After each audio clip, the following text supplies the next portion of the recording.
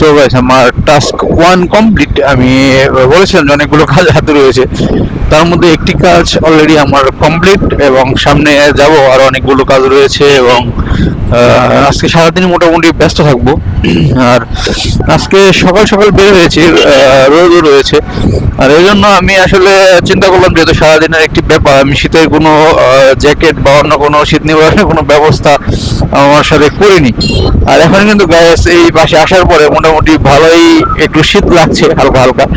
But ব্যাপার না, মানে সাথে একটু রোদ রয়েছে, সাথে একটু শীত লাগছে, তো ব্যাপারটা মিলে হচ্ছে নাতিশীতোষ্ণ যেটাকে বলে আর কি, সেটা এর থেকে বেশি কিছু নয়। মানে অনেক বেশি শীত যে লাগছে এরকমটা আমি বলবো না, মানে নর্মাল একটু শীত রয়েছে, সাথে রয়েছে হালকা একটু রোদ। তো সবকিছু মিলিয়ে কিন্তু ভালোই লাগছে, খুব একটা খারাপ লাগছে না।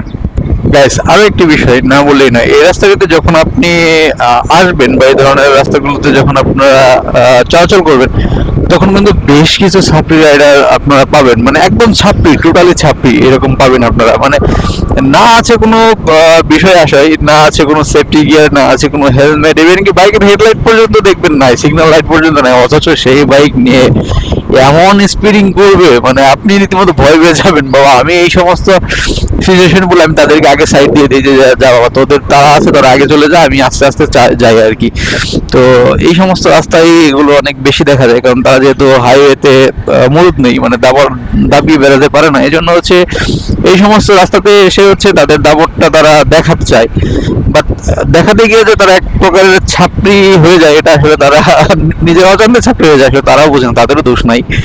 সো গাইস, আপনারা দেখতে পাচ্ছেন যে এই রাস্তাটি আসলে সৌন্দর্যর দিক থেকে বলতে গেলে আমার কাছে পার্সোনালি ভালো লাগে, কারণ যেহেতু এখানে বড় কোনো গাড়ি বা বড় কোনো যানবাহন নেই বললেই চলে, নেই, একদমই নেই। মাঝে মধ্যে দু একটা এই যে এরকম প্রাইভেট কার আসে, তাও আবার এরা ম্যাক্সিমামই হচ্ছে অতিথি বা হচ্ছে অন্য কেউ। আর বাস ট্রাক ওই রকম নাই বললেই চলে, এখন দিনে একটা দুইটা বাস দেখা যায়, ট্রাক দেখা যায়, এর বাইরে মনে হয় না ওইরকম কোনো কিছু দেখা যায় বা আমরা দেখতে পারি। তবে হ্যাঁ, এই রাস্তাটিতে কিন্তু থ্রি হুইলারের অসম্ভব রকমের দৌরত্ব রয়েছে, দেখেন। মানে ওনারা এত পরিমাণ বাজেভাবে ড্রাইভ করে, এটি আসলে চিন্তার বাইরে। আপনি আসলে ধারণা করতে পারবেন না, আপনি যদি এই সমস্ত রাস্তায় বাইক রাইড না করেন বা হচ্ছে কখনো কার ড্রাইভ না করেন, আপনি চিন্তাও করতে পারবেন না যে তারা কিরকম কি পরিমাণে রাফ রাইড করে। তো এগুলো আসলে পরিহার করা উচিত, কারণ এগুলোর কারণেই কিন্তু ছোটখাটো দু একটা যাই দুর্ঘটনা ঘটে, এদের কারণেই কিন্তু ঘটে থাকে। এবং কম বেশি কিন্তু হতাহতের ঘটনাও ঘটে শুধুমাত্র এদের কারণেই। কারণ যারা রুলস মেনে, তারপর হচ্ছে নিয়ম মেনে হচ্ছে বাইক রাইড করে বা রাস্তায় চলাফেরা করে, গাড়ি ড্রাইভ করে, এরা কিন্তু আসলে দুর্ঘটনার কারণ কখনোই হয় না। তবে এরা ভিকটিম হয়, অনেক সময় আছে যে এরা হচ্ছে দুর্ঘটনার শিকার হয় অন্য আরেকটি যানবাহনের কারণে। কারণ আপনার দেখেন, আমার যেমন ধরেন আমার সামনে যে সিএনজিটি রয়েছে, উনি কিন্তু মোটামুটি বাম পাশের লেন ধরেই যাচ্ছে। বাট আপনি যদি খেয়াল করেন যে অনেক সময় রয়েছে থ্রি হুইলার, তারা অযথায় বাম পাশের রাস্তা খালি থাকতেও অযথায় ডান দিক দিয়ে চলাচল করবে, এবং যদি ডান দিক দিয়ে চলাচল নাও করে, রাস্তার মাঝখানে তো অ্যাটলিস্ট থাকবে।